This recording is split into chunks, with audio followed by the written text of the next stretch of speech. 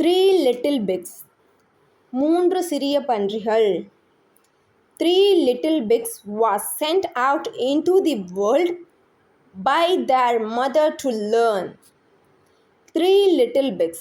மூன்று சிறிய பன்றிகள் was sent அனுப்பப்பட்டது எங்கே out வெளியே into the world அப்படின்னா இந்த உலகத்திற்கு by பைனா இங்கே மூலமாக அப்படின்ற அர்த்தம் வரும்.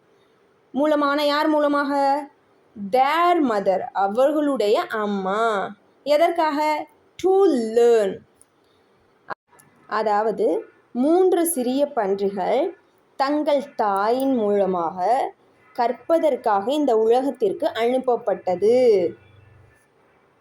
The three little pigs all decided to build a house on their own. Three little pigs அப்படின்னா மூன்று சிறிய பன்றிகள் all decided அதாவது எல்லாமே முடிவு செய்துவிட்டார்கள். மூன்று சிறிய பன்றிகளும் முடிவு செய்து விட்டார்கள். எதற்காக? to build a house. buildனா கட்டுறது, a ஹவுஸ்னா ஒரு வீடு கட்டுறது. ஓகே, on their own அவர்களுடைய சொந்த உழைப்பினால், their own அவர்களாக, for self அப்படின்னு சொல்லுவோம்ல. இந்த சென்டென்ஸோட மீனிங் என்னென்னா, மூன்று சிறிய பன்றிகள் அனைவரும் சொந்தமாக ஒரு புதிய வீட்டை கட்ட விரும்பினர். The first pig built a house of straw because he did not want to put in a lot of effort and was lazy. The first pig அப்படின்னா முதலாவது பன்றி build a house ஒரு வீடு கட்டியது. எதால்? ஆஃப் அப்படின்னா இல்லைன்ற மீனிங் வரும். எதால்? ஸ்டார். ஸ்டார்னா ஸ்டார் அப்படின்னா வைக்கோல் அப்படின்ற மீனிங். வைக்கோல், அது வைக்கோலில் ஒரு வீடு கட்டுச்சு. எது? ஃபர்ஸ்ட் பிக் முதல் பன்றி வைக்கோலில் வீடு கட்டுச்சு. பிகாஸ் ஏனென்றால், பிகாஸ்னா ஏனென்றால், ஹீங்கிறது இங்கே பன்றியை குறிக்கும். ஹீனா அவன்ற அர்த்தம் வரும். பட் இங்கே பன்றியை குறிக்கும். He did not want to put in a lot of effort அப்படின்னா முதலாவது பன்றிக்கு இங்கே லாட் ஆஃப் எஃபோர்ட்னா நிறையா முயற்சி பண்ணுறதுல விருப்பம் இல்லை.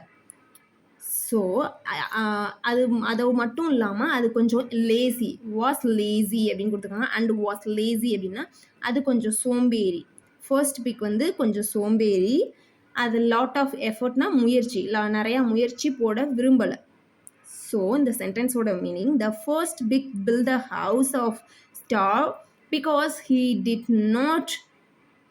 not want to put in a lot of effort and was lazy. இது அதாவது முதல் பிக் ஒரு ஹவுஸ் கட்டிருச்சு.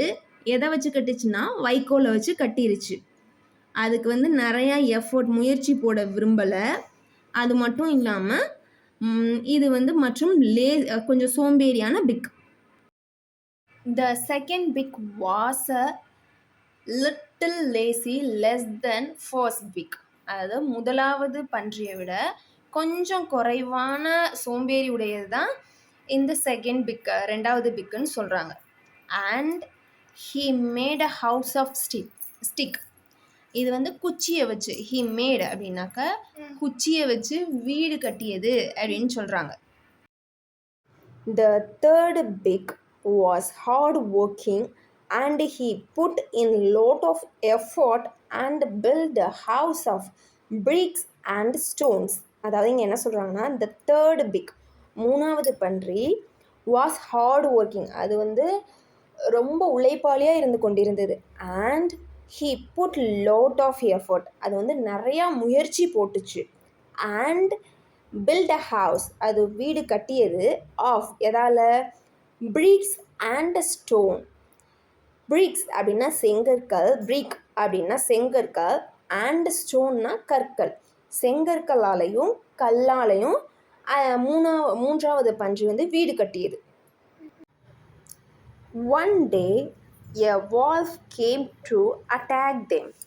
One day அப்படின்னா ஒரு நாள், a wolf ஒரு ஓநாய் வந்தது. டு அட்டாக் them அவர்களை அட்டாக் பண்ணுவதற்காக, தாக்குவதற்காக வந்தது, அவர்களை தாக்குவதற்காக வந்தது. He huffed and puffed and flew. Flewனா ஊதியது. Second form of the verb. The house of the stove. இந்த சென்டென்ஸோட மீனிங் என்னென்னா, முதல் பன்றி கட்டிய வைக்கோலான வீட்டை வந்து ஹாஃப்டு, பஃப்டுனா ஊதியது, அந்த சவுண்டோட சொல்லும்ல, ஃபூ ஃபூ அப்படின்னு நம்ம சொல்லுவோம்ல, அந்த மாதிரி அது huffed and puffed and flew ஊதியது.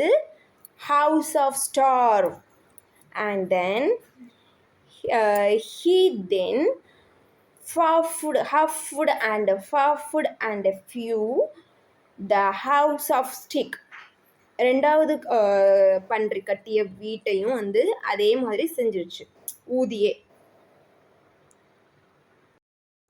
He huffed and puffed and huffed and puffed. Heena ஓனாயை குறிக்கும்.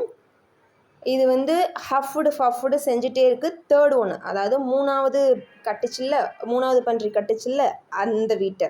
At the house of bricks, அதாவது அட் த ஹவுஸ் ஆஃப் பிரிக்ஸ்னால் செங்கற்களால் ஆன வீடு. பட் ஆனால், ஈவென்ச்சுவலி இறுதியில், வாஸ் அவுட் ஆஃப் பிரீத், அதால் ப்ரீத் பண்ண முடியலை, திரும்ப திரும்ப ஊதி ஊதி ஊதி. அண்ட் லெஃப்ட், அது போயிடுச்சு.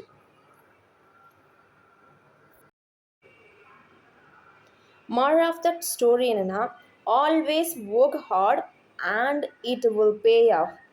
எப்பொழுதும் கடினமாக உழைக்க வேண்டும். Don't try to take a shortcut to make things work. எந்த வேலை செஞ்சாலும் குறுக்கு வழியில் செய்யக்கூடாதுன்னு சொல்கிறாங்க. குறுக்கு வழியாக செய்யாமல் எது ஈஸியான வேயாக இருக்கோ அதில் போய் செய்யாமல் நம்ம கடின உழைப்பை போட்டு அந்த வேலையை செய்யணும்னு சொல்கிறாங்க. அதுதான் இந்த ஸ்டோரியோட மாறு.